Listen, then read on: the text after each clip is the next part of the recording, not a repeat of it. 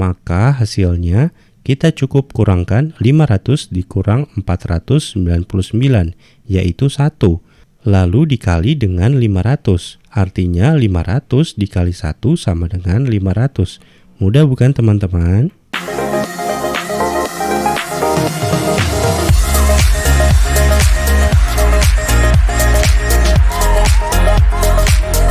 Halo teman-teman, Assalamualaikum warahmatullahi wabarakatuh. Salam sejahtera bagi kita semua. Baik, sebelum kita mulai, jangan lupa memberikan like bila teman-teman menyukai video ini, lalu share video ini ke teman-teman kalian agar teman-teman kalian juga mendapatkan manfaat yang sama.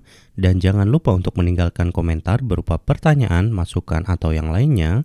Subscribe channel ini, lalu aktifkan lonceng notifikasinya agar teman-teman mendapatkan notifikasi bila saya upload video terbaru. Kalau sudah, terima kasih banyak. Baik, langsung saja. Kali ini kita akan membahas tentang bilangan, akar, dan pangkat. Pada bilangan, akar, dan pangkat ini, kita akan membahas yang pertama bilangan Romawi, kedua operasi bilangan pecahan, ada juga operasi perhitungan, operasi akar, merasionalkan penyebut pada akar, menentukan akar kuadrat suatu bilangan, menentukan akar pangkat 3 suatu bilangan, dan yang terakhir operasi perpangkatan. Kita mulai dari bilangan Romawi. Seperti yang teman-teman ketahui, bilangan Romawi ya kalau 1 ya itu berarti I. Kalau angka 5 berarti V dan seterusnya. Nah, di sini ada angka 5000. V ada garis datar di atasnya ya. Garis datar ini melambangkan ada tambahan angka 03 ya. Seperti itu. Ini satu garis datar. Kalau 2 garis datar, dia berarti ada tambahan 6 angka 0 ya. Seperti itu. Dan seterusnya. Contohnya ada V3 garis datar ya. Di sini kita coba buat V3 garis datar. Berarti berapa? 5, nolnya ada 9 ya. Berarti berapa itu? 5 miliar seperti itu. Nah, di sini ada contoh soal angka Romawi VV MD XL III. Berarti V-nya di sini ada satu garis ya. Kita coba jabarkan satu persatu. V kan tadi 5000 ya. Kalau 2 berarti 10.000. Kita coba tuliskan 10.000. Lalu M itu nilainya 1000 ya. M itu 1000. Lalu D itu nilainya 500.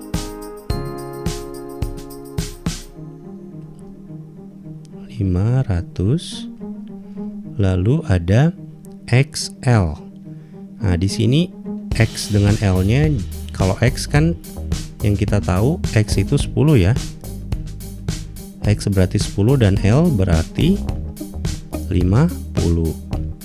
Nah, kalau penulisannya X di bagian depan, XL seperti ini, nilainya bukan 60 ya, bukan 50 tambah 10, 60 bukan, tetapi nilainya 50 dikurangi 10 yaitu 40, seperti itu. Kalau L-nya di bagian depan, LX, X-nya di belakang, itu berarti 50 ditambah 10, nilainya 60. Jadi kalau di sini XL itu dia nilainya 40 ya, teman-teman. Seperti itu. Lalu ditambah dengan III ya, 3 tambah dengan 3. Nah, kita jumlahkan saja nih. 3, 4, 5 berapa nih? 11 ya. Berarti jawabannya 11.543. Ada tidak? 11.543 jawabannya yang C, seperti itu. Sebagaimana yang kita tahu bersama, pecahan itu jenisnya ada 3 ya.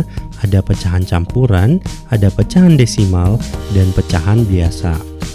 Pecahan biasa dan pecahan campuran ini sebenarnya hampir sama ya. Kalau pecahan biasa itu dia hanya ada pembilang dan penyebut, sedangkan pecahan campuran dia ada angka satuan di bagian depannya. Contoh pecahan campuran 2 1/2, 3 2/4, dan 5 1/3. Contoh pecahan desimal 0,5, 0,75, dan 0,125. Contoh pecahan biasa 1/2, 3/4, dan 5/8. Cara mengubah pecahan campuran menjadi pecahan biasa. Contohnya ada 2 1/2. Bagaimana mengubahnya menjadi pecahan biasa? Kita kalikan pembilang yang di bagian bawah dengan angka satuannya. 2 dikali 2, lalu hasilnya kita jumlahkan dengan pembilangnya. Jadi 2 dikali 2, 4, 4 ditambah 1, hasilnya jadi 5/2. Seperti itu. Bagaimana cara mengubah pecahan desimal menjadi pecahan biasa? Misalnya ada 0,75. Ini dirubah menjadi 75/100. Mengapa per 100? Karena ada dua angka di belakang koma ya. Kalau hanya satu angka berarti dia per 10. Kalau ada 3 angka berarti per 1000 dan seterusnya. Bagaimana dengan operasi pecahan desimal? Bagaimana jika pecahan desimal dikalikan, dibagi, ditambah atau dikurangkan? Sebetulnya perkalian, pembagian, penjumlahan, dan pengurangan pecahan desimal itu sama seperti perkalian, pembagian, penjumlahan, dan pengurangan bilangan biasa. Hanya saja ada komanya. Dan biasanya perhitungan pecahan desimal ini cukup rumit karena menggunakan susun ke bawah ya. Jadi kami menyarankan jika ada soal yang berkaitan dengan pecahan desimal, kita ubah dulu menjadi pecahan biasa. Setelah itu kita bisa melakukan perhitungan dengan teknik coret-mencoret ya, sehingga lebih memudahkan kita dalam menghitungnya. Operasi pecahan biasa.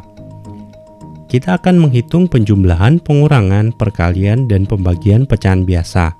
Contohnya 2/3 ditambah 3/5. Untuk penjumlahan dan pengurangan, kita tidak bisa langsung menjumlahkan seperti 2 ditambah 3 dan 3 ditambah 5. Tidak bisa seperti itu ya. Kita harus melakukan yang namanya penyamaan penyebut. Jadi penyebut 3 dan 5 harus kita samakan. Apa sih yang dimaksud dengan penyamaan penyebut? Penyamaan penyebut ini maksudnya kita harus mencari angka yang bisa dibagi dengan 3 dan bisa juga dibagi dengan 5. Usahakan angka tersebut harus sekecil mungkin, misalnya 15 ya. Karena 15 itu bisa dibagi dengan 3 dan 15 bisa dibagi juga dengan 5. Setelah kita samakan penyebut menjadi 15, selanjutnya kita sesuaikan pembilangnya atau angka yang di bagian atas. Angka 2 di 2/3 dan angka 3 di 3/5. Angka tersebut harus diubah supaya menyesuaikan penyebutnya.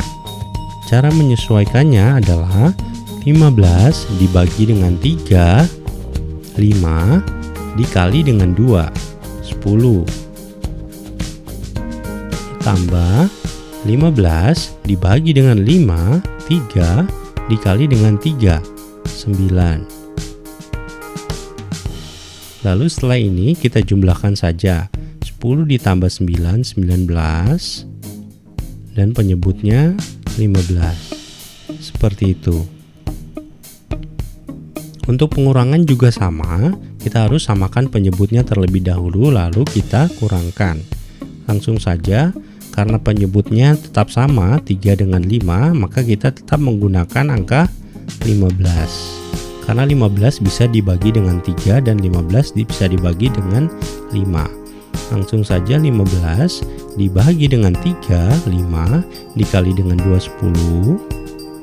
Lalu kita kurangkan 15 dibagi dengan 5, 3 dan dikali dengan 3, 9. Sama dengan 10 dikurang 9, 1/15. seperti itu.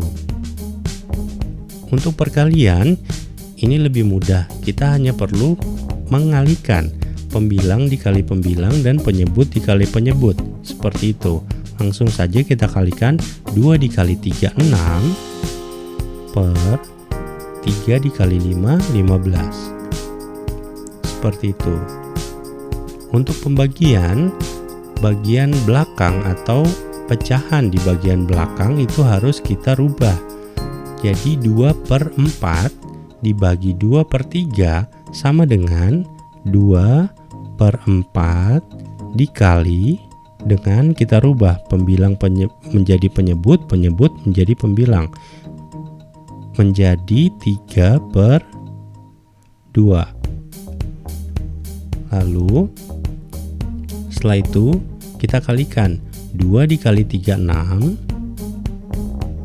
4 dikali 2 8. Ini bisa disederhanakan ya, sama-sama dibagi dengan 2. 6 dibagi 2 3 dan 8 dibagi 2 4. Nah, untuk cara yang lainnya ada juga teman-teman. Cara yang lainnya pada saat sudah dibalikan pembilang menjadi penyebut, penyebut menjadi pembilang, ini kita bisa lihat ada angka yang sama ya, 2. Kita langsung bisa coret saja. 2 dibagi 2 1 dicoret ya. Setelah itu tinggal sisanya. Sisanya adalah 3 per 4. Ini bisa langsung jawabannya di sini 3 per 4 ya. Tanpa perlu dikalikan seperti ini dan dibagi lagi, langsung saja. Setelah dicoret langsung ketemu jawabannya, sisanya 3 per 4, seperti itu. Selanjutnya adalah persen. Persen ini sebetulnya sama dengan pecahan biasa. Intinya persen itu per 100. Jadi kalau ada 10% itu artinya 10 per 100. Lalu selanjutnya kita kerjakan seperti mengerjakan pecahan biasa. Operasi perhitungan seperti yang teman-teman mungkin sudah ketahui bahwa dalam melakukan perhitungan itu ada tingkatannya. Mana dulu yang harus dikerjakan ya? Pertama yang harus kita kerjakan adalah operasi yang di dalam kurung. Lalu yang kedua, operasi akar dan pangkat. Ketiga, operasi perkalian dan pembagian. Dan yang terakhir atau yang keempat, operasi penjumlahan dan pengurangan. Contohnya, 5 dikali dalam kurung 3 ditambah 7 sama dengan, yang pertama kita harus kerjakan yang di dalam kurung terlebih dahulu ya teman-teman. Berarti 3 ditambah 7 sama dengan 10. Lalu selanjutnya kita kalikan dengan 5. 5 dikali 10 sama dengan 50. Seperti itu. Contoh lainnya, 500 pangkat 2 dikurang 500 dikali 499 sama dengan, nah kalau kita lihat kan pekerjaannya cukup rumit ya. Kita harus kuadratkan dulu, lalu kita kalikan, lalu kita kurangkan, apalagi angkanya ratusan. Nah, dengan menggunakan prinsip distributif, pengalian ini akan menjadi sangat sederhana.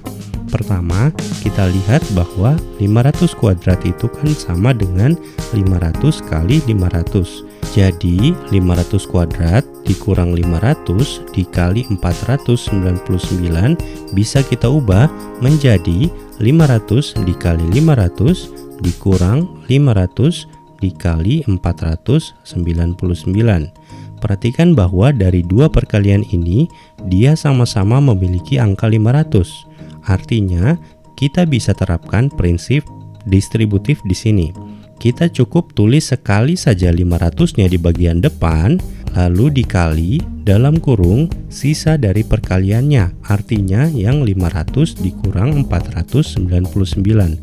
Maka hasilnya kita cukup kurangkan 500 dikurang 499, yaitu 1. Lalu dikali dengan 500, artinya 500 dikali 1 sama dengan 500. Mudah bukan teman-teman? Untuk materi selanjutnya, bila sudah selesai saya buat, linknya bisa dicek di kolom deskripsi. Kalau video ini bermanfaat, jangan lupa memberikan like bila teman-teman menyukai video ini, Lalu share video ini ke teman-teman kalian agar teman-teman kalian juga mendapatkan manfaat yang sama. Dan jangan lupa untuk meninggalkan komentar berupa pertanyaan, masukan, atau yang lainnya. Subscribe channel ini, lalu aktifkan lonceng notifikasinya agar teman-teman mendapatkan notifikasi bila saya upload video terbaru. Terima kasih telah menyaksikan video ini dan sampai jumpa pada video berikutnya.